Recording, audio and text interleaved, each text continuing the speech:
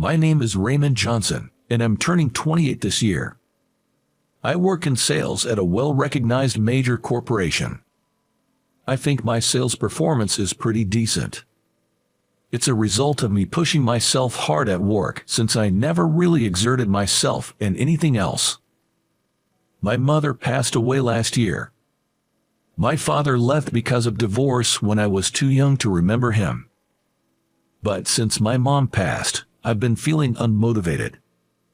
In my job and everything else. Every day feels like I'm just going through the motions at work after breaking up with my girlfriend. In the midst of this, something happened. Aunt Raymond, the section head wants to see you in the office. The moment I returned from an outside appointment, a clerk called out to me. My section head and I have never gotten along well. Probably because my lack of motivation is a thorn in his side. It seems he doesn't like that even a clearly unmotivated me was the top contract maker last month.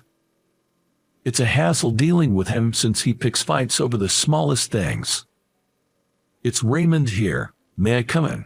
I knock on the manager's office door and enter. The manager and section head look at me with stern faces. Can you explain what this is about? What the section head thrust in front of me was an annual contract with a major client I had been working on. It was a job I had just handed over to a junior after being told to do so by the team leader. In other words, a project no longer in my hands. Why would you leave this in such a half-finished state and hand it over to a junior? That's irresponsible. While I was thinking about what was going on, the team section started yelling at me.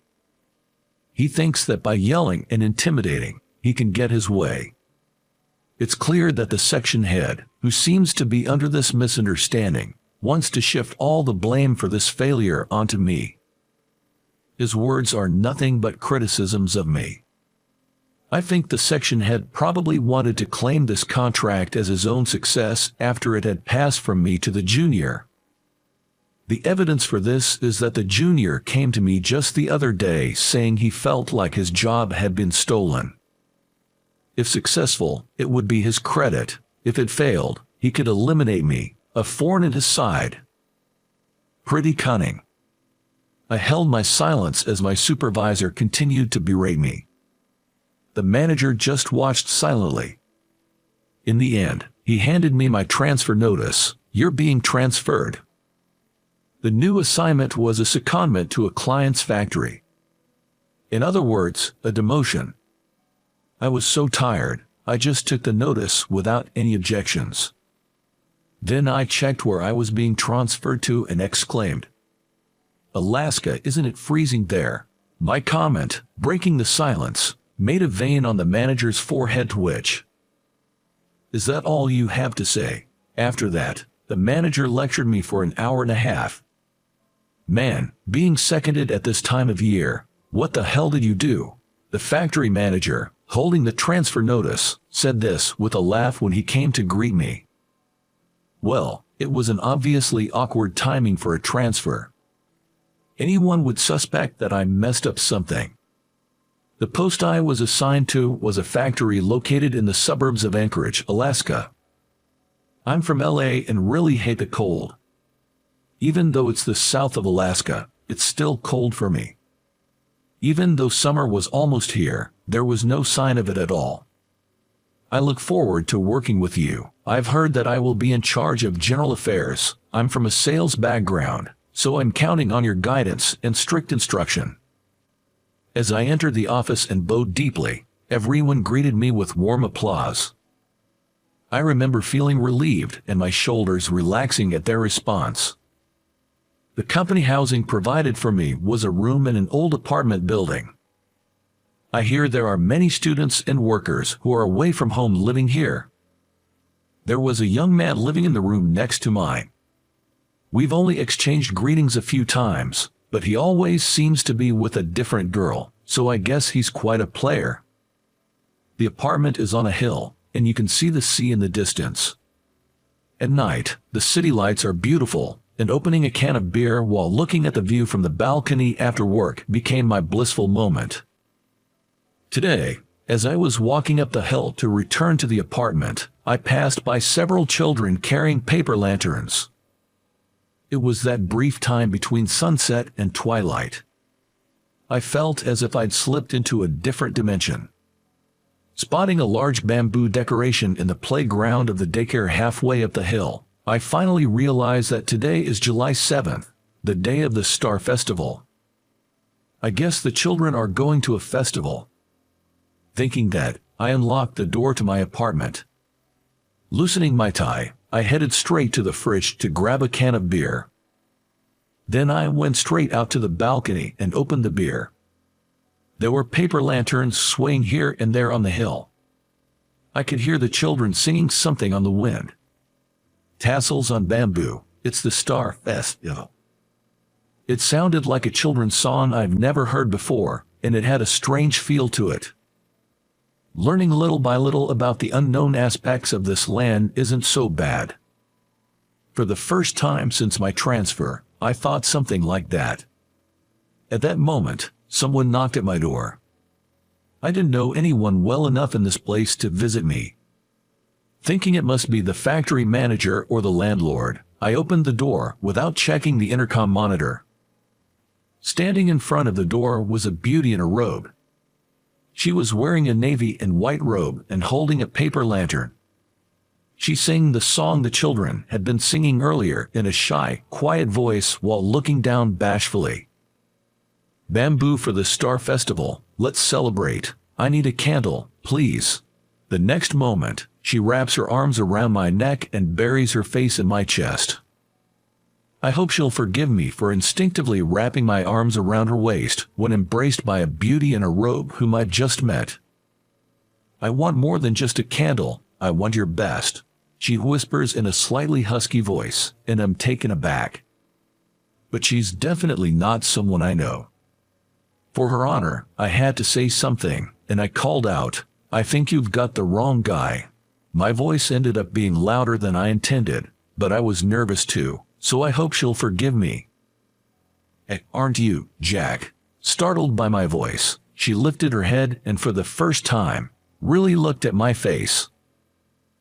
No, I'm Raymond," I responded with a wry smile.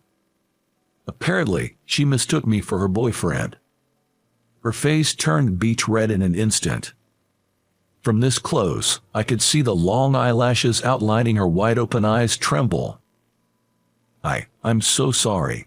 It seems like I'd made a mistake." She quickly detached herself from me. Just at that moment, the door to the adjacent room opened and a cheerful couple, entwined at the waist, emerged. The young woman called the man Jack. At that point, I understood the situation. The beauty in a robe froze at the sight of the two of us. As the man began to turn his face towards us, she slipped into my apartment's entrance to escape his gaze.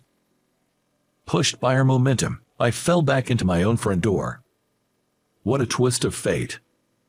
I found myself toppled over, trapped under a beauty at the front door.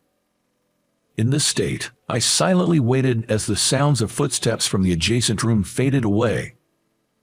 Eventually, the sound of an elevator door opening followed by the pitter-patter of children's feet overpowered the previous pair's footsteps. Gently pushing off her soft body, I asked, "Are you okay?" The beauty in a robe, her face a daze, pulled away from me and sat on the spot. Her side profile was somewhat sad, but beautiful. "I'm sorry. I not only made a mistake but also caused this inconvenience. I was really trying to surprise him."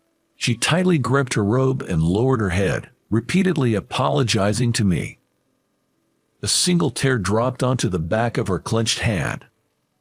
Wanting to comfort her, I reached out to touch her shoulder, but just then, the half-open front door swung fully open. "Star wishes on bamboo during the Festival of Star. Let's celebrate. Gimme a candle, eh?" There stood children in robes, each carrying a lantern. Singing a festive song, they reached out their hands. The beauty in a robe said, all right," pulling out candies from a plastic bag she held and handing them to the kids. With candies in hand, the children joyfully ran off towards the next house. It felt strangely like Halloween, and I just blankly watched the scene unfold. Is this something like trick or treat? I asked the beauty in a robe, who had been seeing off the children. The beauty in a robe looked at me in surprise. Then, as if understanding, she muttered softly, "You're not from around here. This is a candle collection event. On the day of the Star Festival, kids go around houses like this to get candies. It seems they used to really get candles back in the day, but now, the kids are more interested in candies." As she said this, she extended her hand towards me. With her help, I finally managed to get up. I'm embarrassed. I tried my best, but it didn't work out. She said this with a slightly relieved expression on her face. I've been told that I'm not cute since my high school days, so I tried a little. Pretty dumb, right? The beauty in a robe seemed to be one of the neighbors. I kind of knew there were other women, but I thought maybe he might choose me. I felt a pang of sadness and wanted to comfort her, but I couldn't find the right words. In response to my silence, she gave a faint smile. Afterward, she apologized to me numerous times and left a plethora of candies in my hands as a gift. I should have asked her name. As the elevator doors closed with a soft chime, I felt a tinge of regret. I saw the beauty in a robe again a week later. When she appeared at the factory office, she looked so different from before that at first, I didn't realize it was the same person. I'm Alice Mitchell, the consulting attorney. Dressed in a black suit with high heels. The understated yet well-done makeup suits her perfectly. When she wore a robe, her lips were a cute pink, but now they're painted a calm beige. Thank you for the other day. I had to do a double take when she whispered in a voice only I could hear. It seems that she is the legal advisor for this factory. She's a female lawyer who owns a law office near the company houses, and, according to the factory manager, she's very competent. Surprised by the unexpected reunion, Alice said to me, "I wanted to apologize for the other day." You already know our friend Alice. Please listen. Alice has always had bad luck with men. Recently, she's been smitten with a young man. The factory manager, who has known Alice since she was a child, started to gossip about her personal life. Panicked, Alice silenced the manager by covering his mouth with her hand. You don't have to talk about that. Pouting at the factory manager, Alice looked a bit like a young girl. I decided to take her up on her offer of an apology. We agreed to have dinner and exchange contact information. I realized this was the first time I had exchanged personal contact information since arriving here. Thinking about our first meeting makes me want to laugh. She probably saw that on my face. Alice, who was discussing work, warned me with a glance, saying don't. I gave her a got it look in response. It felt like we were having a secret conversation, and my heart was pounding unusually hard. Later, my dinner with Alice ended in an argument. At first, the atmosphere was good. We were at a nice Western restaurant near the harbor, and everything was going smoothly until we had a little wine. As the meal was nearing its end, I think we were both getting drunk. I'm not good at alcohol. I don't think I have a bad temperament when I'm drunk, but I do tend to let my true feelings show a bit. Do you like younger men? When Alice told me she had broken up with that boyfriend, I impulsively asked her that. For a moment, it felt like the temperature of the atmosphere surrounding our table dropped by about 2 degrees. Despite my tactless question, Alice smiled with adult composure. What a rude man, to ask something like that. She placed her wine glass on the table. Does age matter in love? But the guy next door, he's a college student, isn't he? You're around 35, right, Alice? Isn't that a bit risky?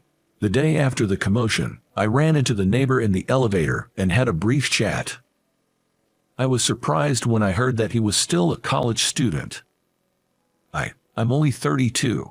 Alice's voice quivered as she corrected me about her age. Really? Well, there's not much difference between 35 and 32. For a college student, both ages might seem like old hags. Alcohol can indeed be scary. At that time, I think I was just trying to grab her attention. I continued to provoke her with my words.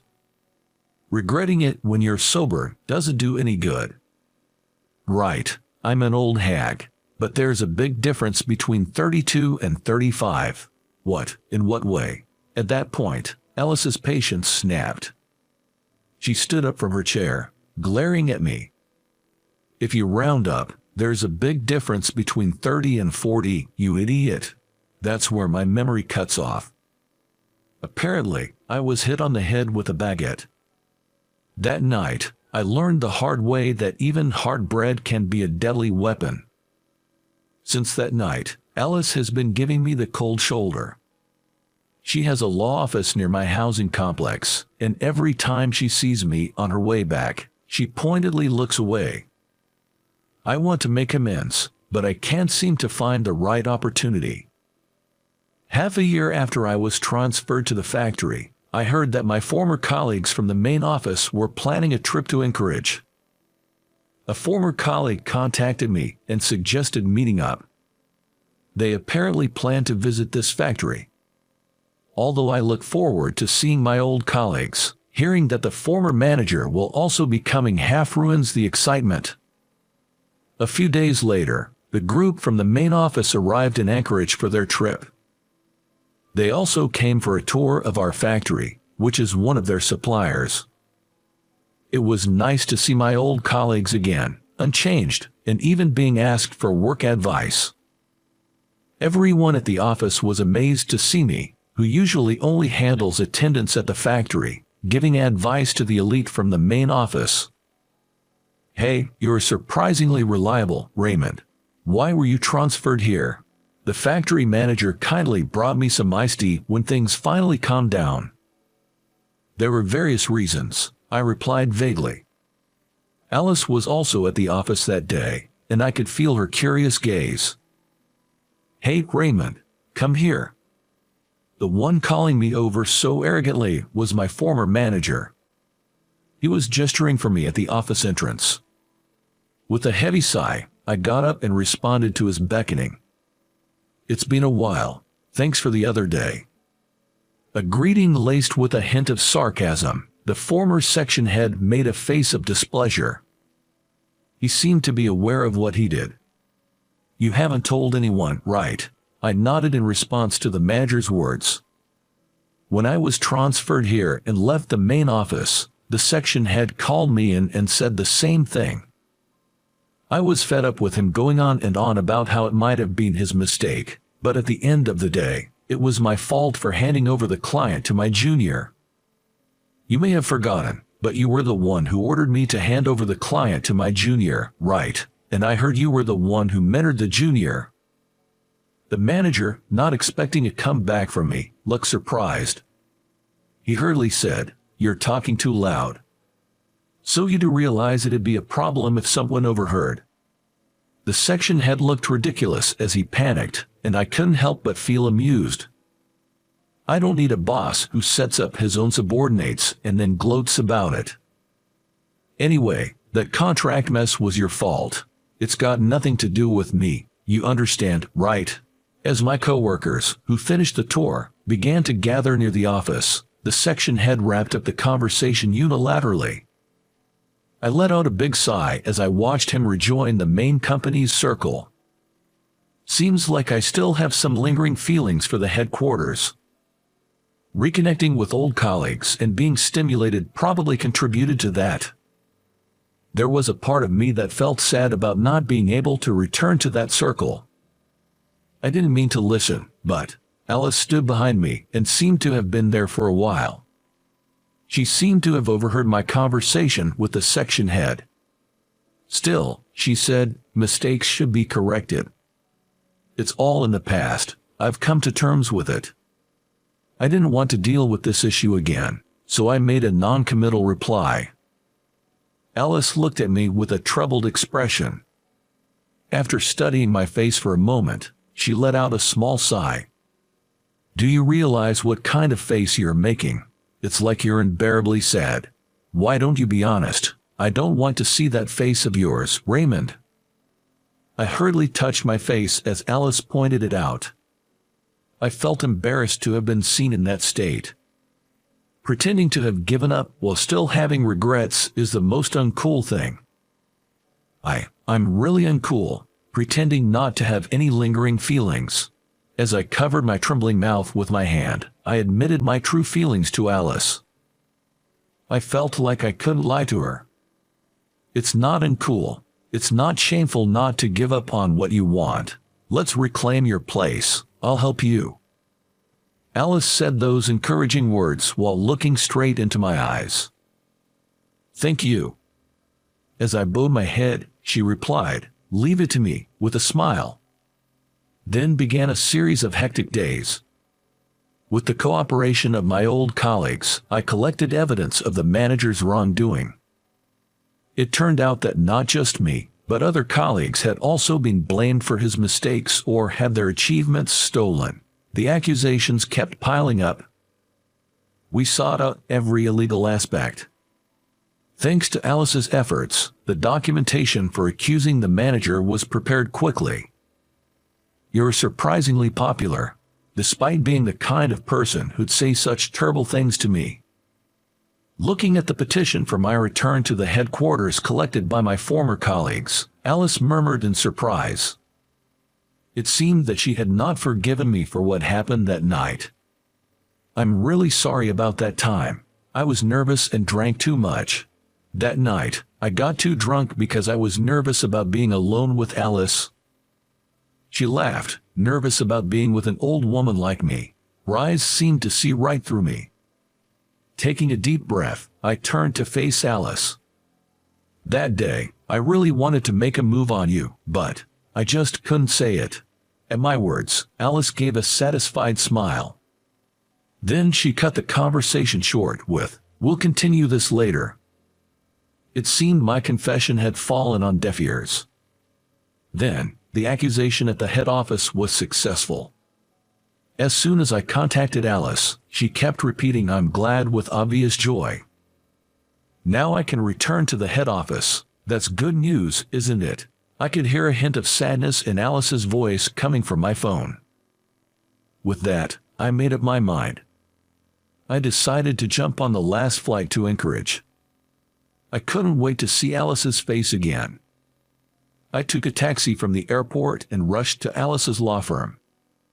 It was already late, but there were still lights on in the office. I'm back. When I opened the door to Alice's law firm, she was working overtime by herself. "Oh, you're back already. Congratulations on your return to head office. When are you going back?" Alice put down the documents she was looking at and started spinning her pen with her slim fingers. Her eyes were slightly red. "Do you plan to hire a secretary here? I think I could do the job quite well." Alice was surprised and dropped her pen on the floor. Why? What about the head office?" I decided to be honest with myself. I reported to her that I declined the offer to return to the head office and also submitted my resignation. "I just want to be with you, Alice. Forever. Is that bad?"